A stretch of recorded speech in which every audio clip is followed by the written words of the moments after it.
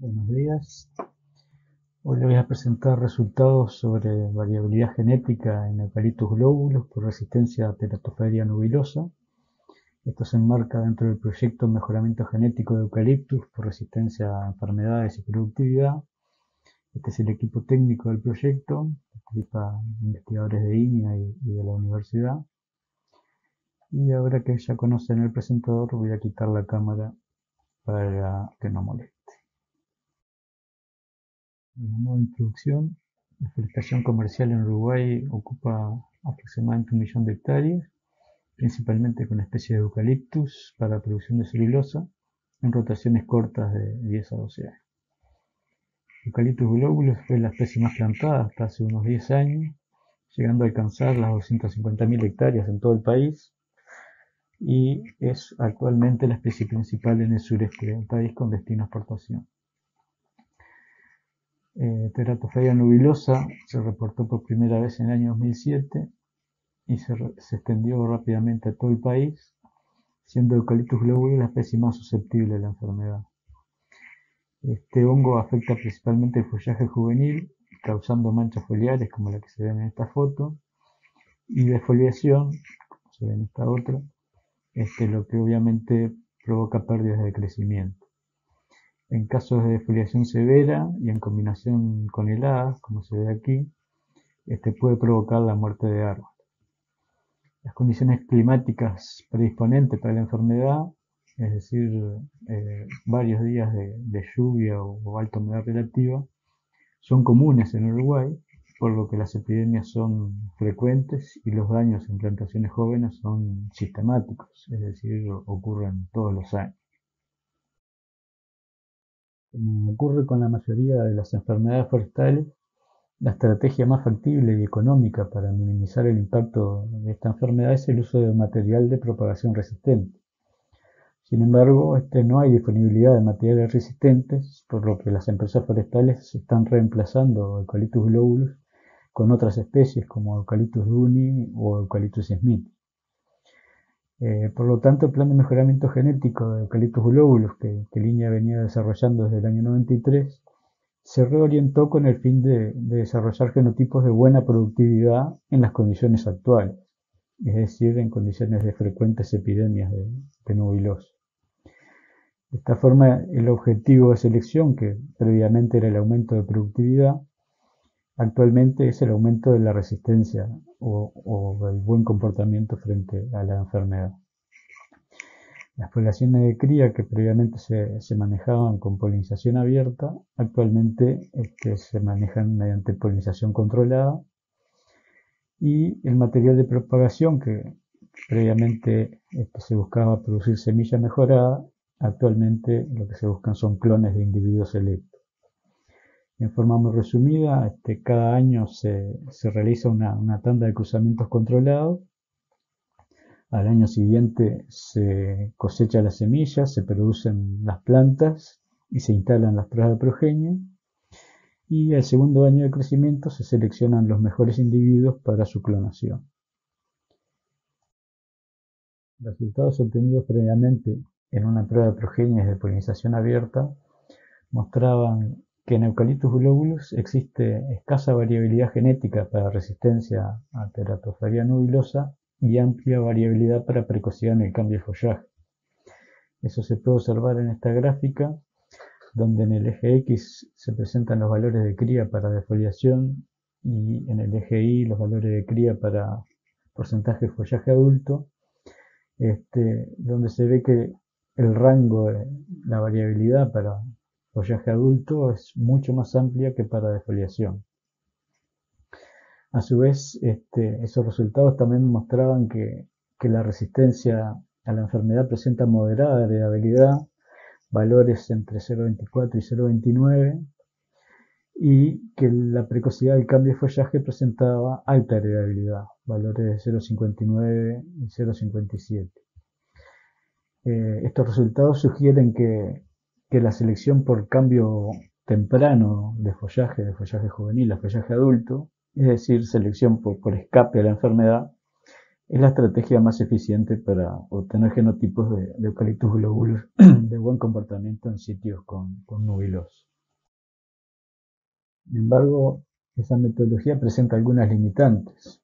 Por un lado, el pedigrí incompleto, es decir, cuando se conocen las madres pero no los padres, puede generar baja precisión y o sesgo en la varianza aditiva debido a diferentes factores.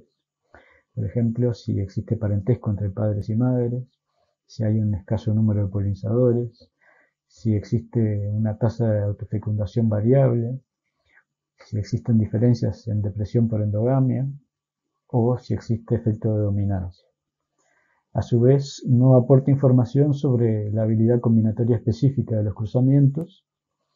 Y por otro lado, cuando se evalúa en un solo sitio, se puede sobreestimar la varianza aditiva, ya que la interacción genotipo-ambiente no se puede cuantificar y por lo tanto queda incluida en la varianza aditiva.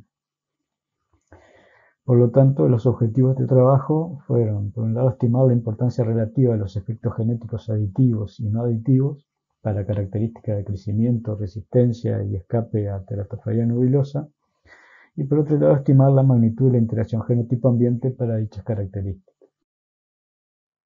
Bueno, pasando a la metodología, los datos fueron obtenidos en 7 pruebas de progenie de polinización controlada, instalados en predios de Forestal Atlántico Sur, en el sureste de Uruguay entre los años 2013 y 2017. Para los que no son de Uruguay, esta es la zona donde se planta Eucalyptus globulus, la zona sureste de Uruguay. Y como ven, las pruebas de progenie se instalaron en diferentes sitios y en diferentes años, por lo cual el efecto del ambiente en realidad es un efecto combinado de sitios y años. El material genético proviene de cruzamientos controlados realizados en las poblaciones de cría de Iña. En total se evalúan 88 familias de hermanos enteros de 45 padres. El diseño experimental de las pruebas es de bloques completos al azar, con entre 4 y 6 repeticiones, y parcelas de 8 árboles en línea, en todos los casos. Todos los ensayos fueron naturalmente infectados por nubilosa en su primer y segundo año de crecimiento. Y para que tengan una idea, la sobrevivencia promedio a los 14 meses fue de 81,9% y a los 21 meses de 77,3%. Las pruebas se evaluaron en 2 oportunidades, a los 14 y a los 21 meses.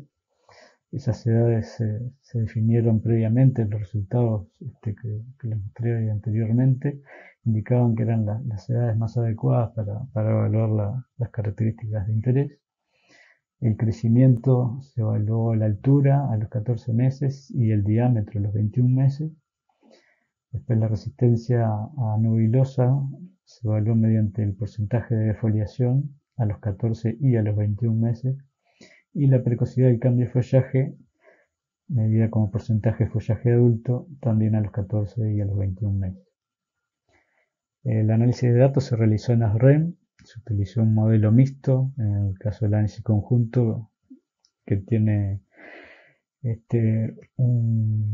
efecto de los sitios y el efecto de las repeticiones dentro del sitio se consideraron como factores fijos.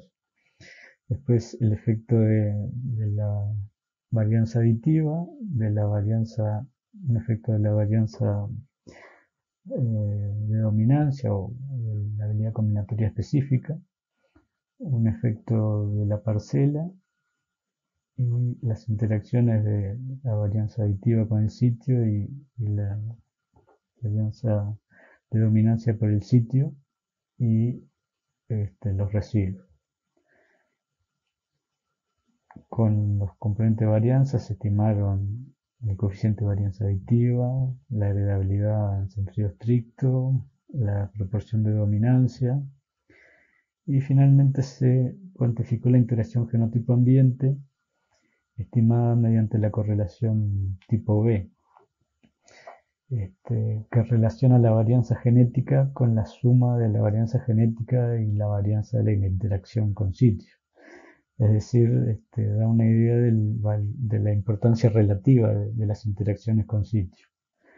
En este caso se estimó por separado la interacción genotipo-ambiente aditiva y la interacción genotipo-ambiente de dominancia. Pasando los resultados, en esta primera tabla se muestra para cada característica y unidad de evaluación la varianza aditiva, el coeficiente de varianza aditiva y la heredabilidad en el sentido estricto. Como puede observarse en la columna central, el coeficiente de variación aditivo fue baja para las características de crecimiento, altura y diámetro. También fue baja para la defoliación, tanto a los 14 como a los 21 meses. Y por el contrario fue alta, especialmente a los 14 meses, para el porcentaje de follaje adulto. En otras palabras, esta es la característica del porcentaje de follaje adulto que presenta mayor varianza aditiva en relación a la media fenotípica. Por otro lado, la heredabilidad para las características de crecimiento fue relativamente baja, 0,10 y 0,12. Para el porcentaje de foliación fue baja a los 14 meses, 0,06, y moderada a los 21 meses, 0,22. Y para el porcentaje de follaje adulto fue moderada a los 14 meses, 0,18, y alta a los 21 meses, 0,38. En este cuadro se presenta la importancia de la varianza genética no aditiva, o sea, varianza de los cruzamientos o habilidad combinatoria específica. En la primera columna se observa que la varianza es positiva, o sea, es mayor que cero en todos los casos, por lo que existe cierto grado de habilidad combinatoria específica.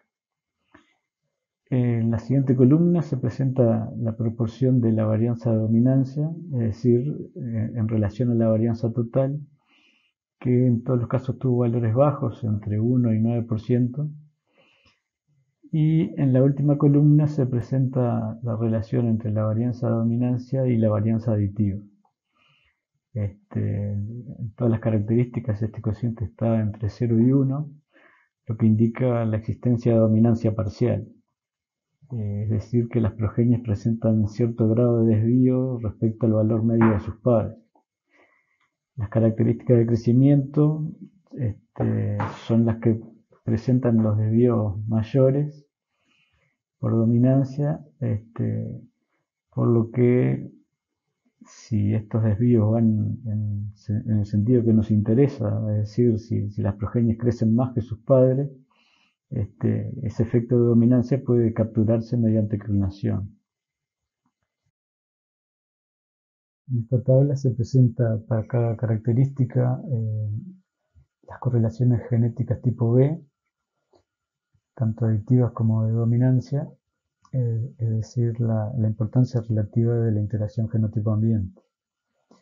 La correlación tipo B aditiva, con dos excepciones, tuvo valores relativamente altos, entre 0,7 y 0,8, indicando una interacción genotipo-ambiente bastante baja. Las dos excepciones fueron para la defoliación a los 14 meses, que presentó un valor bastante bajo, o sea, indicando una interacción genotipo-ambiente bastante alta, y el follaje adulto a los 21 meses, que presentó una correlación muy alta, indicando una correlación genotipo-ambiente muy baja. Esto último es muy deseable desde el punto de vista del mejoramiento, ya que significa que los materiales seleccionados tendrán buen comportamiento independientemente del ambiente, o sea, del año y del sitio en que sean plantados. En el caso de la correlación genética tipo B de dominancia, los valores en general fueron bastante inferiores a los de la correlación positiva, indicando que la interacción genotipo-ambiente para dominancia es relativamente importante. Bueno, a modo de resumen y conclusión, la variabilidad genética, o sea, el coeficiente de variación aditiva, fue relativamente baja tanto para el crecimiento hasta el segundo año como para el porcentaje de defoliación, y fue bastante alta para el porcentaje de follaje adulto. A su vez, la heredabilidad para el crecimiento hasta el segundo año fue baja, 0,10 y 0,12. Para el porcentaje de foliación fue baja a moderada, 0,06 y 0,22, y para el porcentaje de follaje adulto fue moderadamente alta, 0,18 y 0,38. Estos resultados coinciden con los obtenidos a partir de progenie polinización abierta, confirmando que la precocidad del cambio de follaje presenta mayor variabilidad genética y mayor heredabilidad que la resistencia, y que por lo tanto se esperan mayores ganancias genéticas al seleccionar por escape a la enfermedad.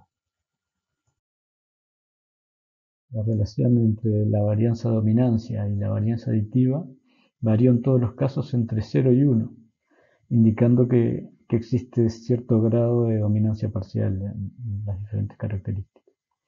La proporción de la varianza-dominancia fue bastante baja, en todos los casos estuvo entre 1 y 9%, aunque para las características de crecimiento la varianza-dominancia fue de similar magnitud que la varianza aditiva. Estos resultados indican que, al menos para el crecimiento, la desviación de las progenies respecto al valor medio de los padres puede ser importante y puede capturarse mediante clonación. Para resistencia a la enfermedad y para precocidad del cambio de follaje, la escasa desviación por dominancia sugiere que la selección de los padres en los cruzamientos asegura el buen comportamiento de las progenies, o en otras palabras, que la forestación familiar o monoprogenie es una alternativa a tener en cuenta en Eucalyptus globulus.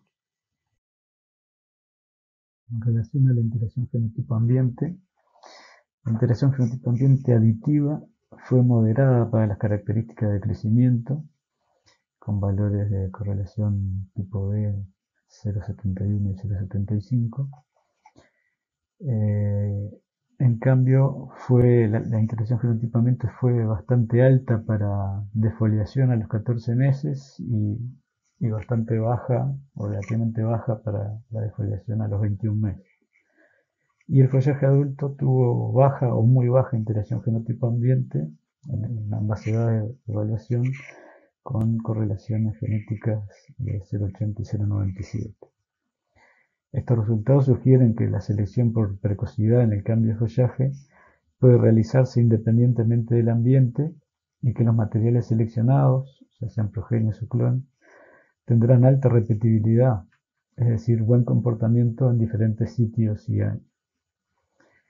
En todas las características, la interacción fenotipo-ambiente de dominancia fue bastante mayor que la interacción fenotipo-ambiente aditiva, con valores de correlación tipo B entre 0,05 y 0,68.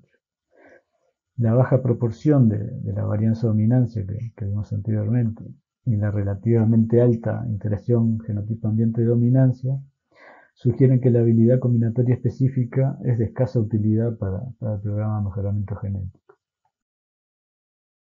Bueno, en resumen, los resultados obtenidos en base a familias de hermanos enteros confirman que la selección por precocidad en el cambio de follaje, es decir, por escape a la enfermedad, es la estrategia más efectiva para desarrollar material genético de Eucalyptus globulus para sitios con Teratophaeria nubilosa. Y otra ventaja de esta estrategia es que la evaluación y la selección puede realizarse en ausencia del patógeno, independientemente de las condiciones ambientales. Bueno, finalmente, y a modo de comentario nada más, en el plan de mejoramiento genético de glóbulos, actualmente la selección de los padres y de los candidatos para clonación se realiza principalmente en base al porcentaje de follaje adulto a los 21 meses. Tratamos de seleccionar árboles de este tipo, que tienen mayor alto porcentaje de follaje adulto y buen crecimiento. La captura y multiplicación de los clones está en proceso, tanto a partir de los cruzamientos intraespecíficos como interespecíficos con Eucalyptus grandis. En este caso, la cruza con grandis se realiza buscando resistencia. Y actualmente estamos incorporando el uso de modelos de selección genómica para seleccionar los padres a ser utilizados en los cruzamientos controlados. Aprovecho para agradecer al personal de apoyo del Programa Forestal de Línea por su colaboración en las diferentes tareas y actividades del programa de mejoramiento, al vivero forestal Solís, que nos produce las plantas para los ensayos, de la empresa Foresta Atlántico Sur, que nos provee los sitios para los ensayos y realiza el mantenimiento de los mismos. Tenemos tres preguntas, capaz que llegan algunas más. Te hago las dos primeras, quizás. ¿Cómo ve la posibilidad de utilizar los materiales seleccionados como base para un desarrollo de híbridos? Es decir, ¿qué se necesitaría para que eso sea así? Si tienen registros climáticos de los lugares de ensayo y qué opinión le merecen los tratamientos con fungicidas. Y están llegando otras, pero bueno, vamos a empezar por esas dos, Gustavo. Bueno, con respecto a la primera pregunta, en el programa de mejoramiento de Globulus, actualmente se están haciendo híbridos con Eucalyptus grandis, justamente buscando mejorar la resistencia a la Tachyphyllum ruidosa, ya que Eucalyptus globulus es tan susceptible que por más que se seleccionan los materiales más resistentes, no son suficientemente resistentes. Entonces se están haciendo híbridos con grandes. Y obviamente se pueden hacer híbridos con otras especies. En el caso del programa de mejoramiento de viña, se está haciendo solamente con grandis porque para hacer híbridos se necesitan tener padres seleccionados en las dos especies. Hoy en día tenemos padres seleccionados en glóbulos y en grandis. Si tuviéramos padres seleccionados en Duni, en Smithy, que se podrían hacer híbridos perfectamente y buscar combinaciones que tengan las características que nos interesan. Todos sabemos que el globulus tiene excelentes características de madera para celulosa y tiene muy pobre resistencia a enfermedades, no solamente a celulosas, sino a otras. Y hay otras especies como Grandis o Duni que son muy resistentes a enfermedades, o sea, muy buena sanidad. Entonces, esos híbridos combinarían las características que nos interesan de cada una de las especies.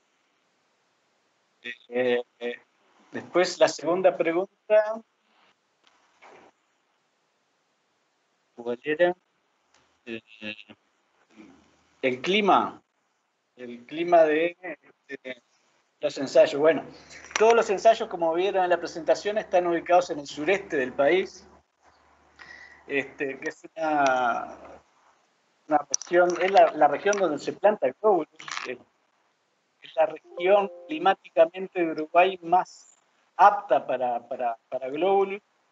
Si bien glóbulos está bastante fuera de sitio en Uruguay, digamos que esa región sureste que tiene cercanía al mar, el clima está bastante atenuado, cercanía al mar, es la zona más apta para esta especie. De todas formas, por problemas sanitarios principalmente, la especie hoy en día no se está plantando, se está sustituyendo por especies que tienen mejor sanidad, como es el Uni y actualmente el Miti, principalmente. Y la otra pregunta.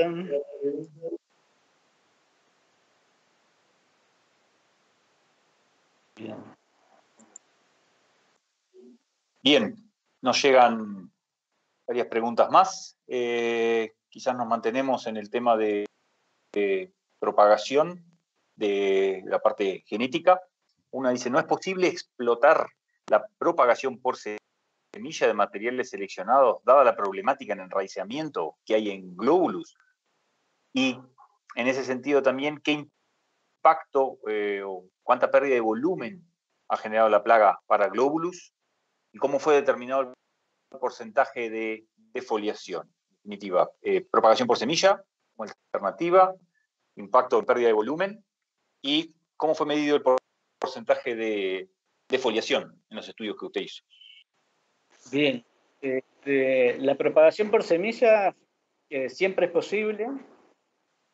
El tema que Eucalyptus globulus en Uruguay produce poca semilla, o sea, tiene si bien florece abundantemente, tiene un porcentaje bastante alto de aborto, y por lo cual la obtención de frutos generalmente es baja, y a su vez la semilla de glóbulos es bastante grande, y la cantidad de semilla por gramo de semilla limpia es bastante baja. Entonces, en definitiva, si bien se puede producir semilla, de hecho INEA producía semilla de Detritus globulus hasta hace unos años, hasta que empezó el problema de nubiosa, básicamente. La producción masiva de semilla es bastante difícil, en el sentido que se requerirían áreas bastante grandes de huerto semillero para obtener volúmenes comercialmente que solucionen, digamos, que cubran la demanda de las necesidades, digamos, para una plantación a gran escala. Entonces, en definitiva, se puede producir semilla, pero es bastante difícil tener volúmenes grandes. La otra pregunta era cómo se determinó el porcentaje de foliación. Eso es una escala visual, y lo que se mide, digamos, es el porcentaje de la copa que perdió la hoja. La defoliación empieza desde abajo hacia arriba. La mitad superior de la copa tiene hojas y la mitad inferior tiene hoja. Bueno, en ese caso es un 50% de defoliación. Obviamente que hay veces que en la parte superior también hay defoliación, entonces se hace una escala visual que va de 0 a 100. Y después la otra pregunta era ¿cuál es?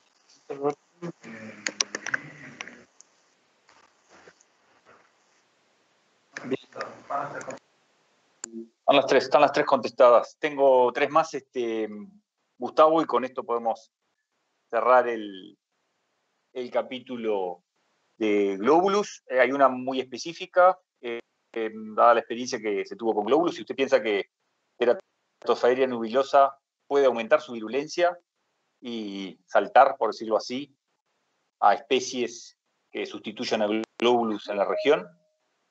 La segunda pregunta hace a que los productores forestales, al coexistir con plantaciones de varios turnos, tienden a mejorar las suyas con nuevos materiales de Globulus mejorados, si ese es el caso. Y por último, hoy se habla y se inician trabajos en Eucalyptus smithi para la región. ¿Cómo considera usted las posibilidades de que ambas especies sean viables en una forma equilibrada en el sureste?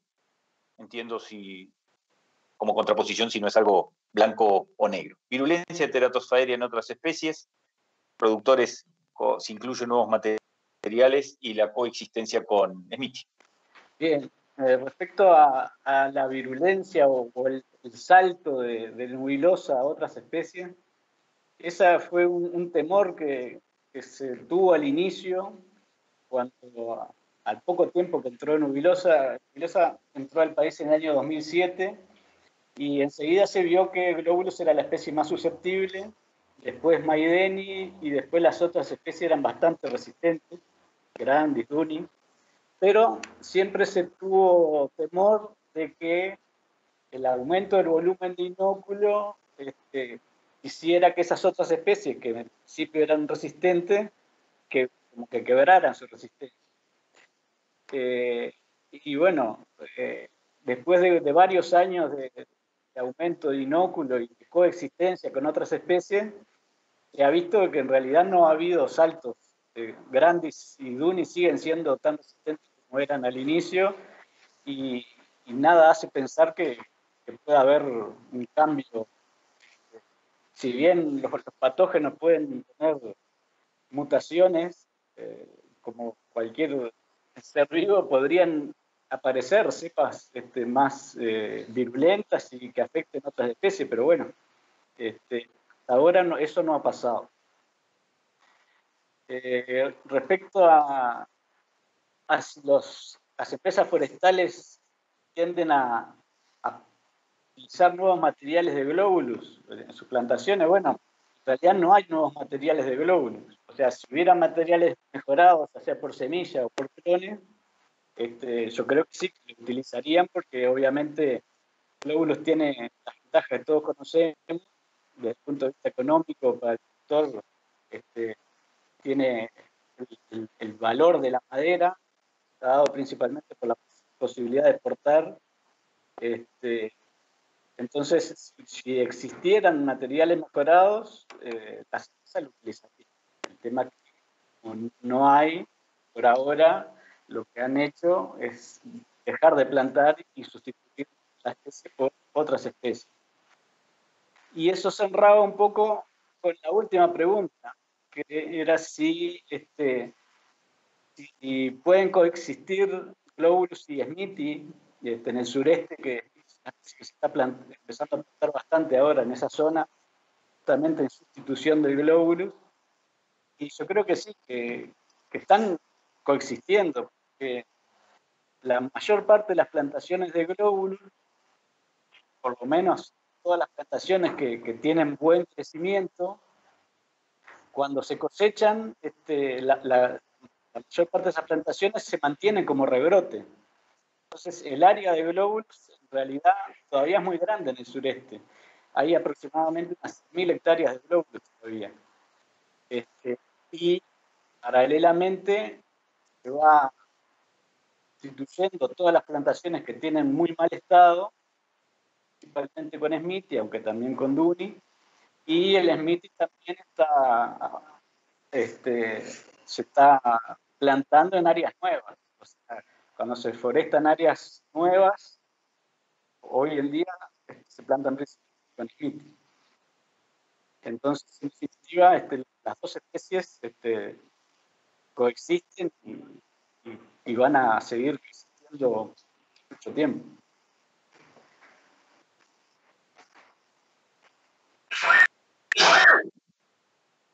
Tenemos una pregunta más, Gustavo, si es bastante concreta, y calculo que tendrás también una respuesta acorde a ello. ¿Qué tipo de marcador genético piensan utilizar para caracterizar los individuos que sean resistentes o susceptibles a esta enfermedad?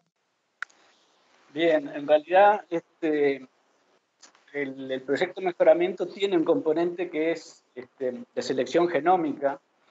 Los marcadores genéticos que utiliza la selección genómica son los SNPs, o sea, los marcadores de un nucleótido, que lo que hacen es genotipar masivamente, en vez de buscar unos pocos marcadores medio al azar o en determinados lugares y tratar de ver si hay alguna asociación entre ese marcador y una característica, en este caso, por ejemplo, de resistencia a enfermedad. Estos SNPs están distribuidos a lo largo de todo el genoma. Es un número muy grande de marcadores, algo así como se intenta, la metodología tiene 60.000 marcadores, pero después los que son útiles en definitiva pueden andar en 15.000, 20.000, pero igual, al estar distribuidos durante a lo largo de todo el genoma, y cada uno de esos marcadores tienen una contribución muy pequeñita a la característica que nos interesa, en realidad lo que estamos haciendo es identificar si la sumatoria de todos esos marcadores nos tienen, por decirlo de alguna forma, una buena correlación con las características que nos interesan. Entonces, eso se está tratando de incorporar en el programa Mejora. Se inicia con el desarrollo de un modelo genético que se inicia con lo que se llama una población de entrenamiento. O sea, para realizar ese modelo se hace el genotipado de una población de 1.000 individuos que tienen los fenotipos conocidos. O sea, nosotros ya tenemos identificado cuál es el valor fenotípico de cada uno de esos individuos, y eso con un modelo genético se calibra, por decirlo de una forma, ese modelo. y ese modelo tiene buena precisión en la estimación de los valores genéticos. Después solamente con genotipar un individuo y aplicarle el modelo nos permite decir si ese individuo va a tener más o menos resistencia a la enfermedad. Eso, en teoría, tiene un potencial muy grande. En la práctica, el problema que tiene es que ese genotipado es muy caro. Cada muestra sale arriba de $50, a eso hay que sumarle el muestreo, o sea, hay que obtener la muestra en material vegetal, hay que sumarle la extracción del ADN. Entonces, si cada individuo nos sale unos $60 y nosotros tenemos miles de individuos para crear todos los años, por lo menos para programas de mejoramiento chicos, como el de línea, es inviable. Para una empresa muy grande, probablemente el costo, si bien es un costo muy grande, igual lo puede cubrir, pero para programas de mejoramiento como el de INEA es viable. Entonces, la estrategia que hemos utilizado, que estamos utilizando, es utilizar los marcadores moleculares, estos CNPs, este modelo que decía, para seleccionar padres, los individuos que vamos a utilizar en cruzamientos controlados. Entonces, obviamente son números mucho menores y no hay que hacerlo todos los años. Así que se identifican cuáles son los mejores padres, se pueden utilizar en los cruzamientos durante varios años. Básicamente, esa era la que utilizamos. Muchas gracias, Gustavo.